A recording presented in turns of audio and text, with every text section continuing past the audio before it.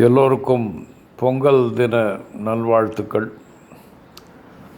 நாம் எல்லாம் 60 தாண்டி 70 நோக்கி வேகமாக பயணம் செய்து கொண்டிருக்கிறோம். அந்த ஓட்டத்தில் சில நட்புகளையும் இழந்திருக்கிறோம்.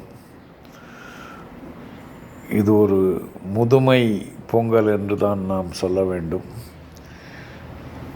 அப்படியே நாம் இளமை கால இளம் பொங்கலை திரும்பி பார்க்கிறேன்.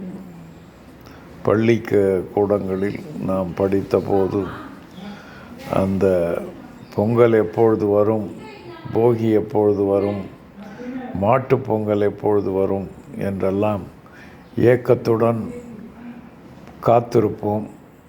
அந்த லீவு கொடுத்துடுவாங்க. லீவு கொடுத்த உடனே பொங்கல் கொண்டாட நாம் எல்லாம் விரைந்து வீட்டுக்கு சென்று, மாடு இருப்பவர்கள் மாட்டு பொங்கல், நாங்கள் நிறைய மாடுகள் இருந்தது. மாட்டு பொங்கலை சிறப்பாக கொண்டாடுவோம்.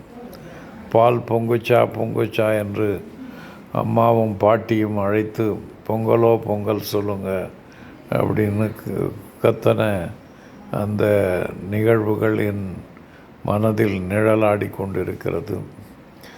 பொங்கலுக்கு சிவாஜி படமோ இல்லை எம்ஜிஆர் படமோ ரிலீஸ் ஆகும்.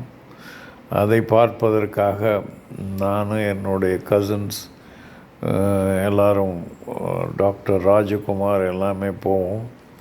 போய் அங்கே அப்பாவுடைய நண்பர் இருப்பார், ஒரு பாவாடை சாமி நியூஸ் சினிமாவில். அவருக்காக அந்த டிக்கெட்டை பெரும்பாலும் சில பொங்கலில் அந்த பெஞ்சு டிக்கெட்டில் பார்ப்போம். பெரும்பாலும் தர டிக்கெட்டில் உட்கார்ந்து தான் சினிமா பார்த்த ஞாபகம் இருக்குது. அது மாதிரி பொங்கல் பண்டிகை எல்லோரோடும் அந்த வீட்டுகள்லாம் வந்து விசாரிப்பாங்க. காணும் பொங்கல் அப்போ பொங்கல் காசு கொடுன்னு கேட்பாங்க. அப்புறம் இது மாதிரியான நிகழ்வுகள்.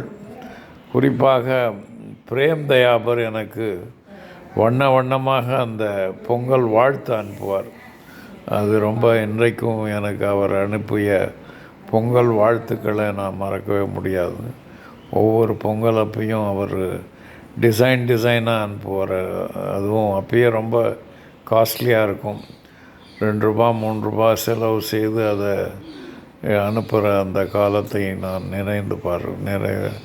நினைத்து பார்க்கிறேன்.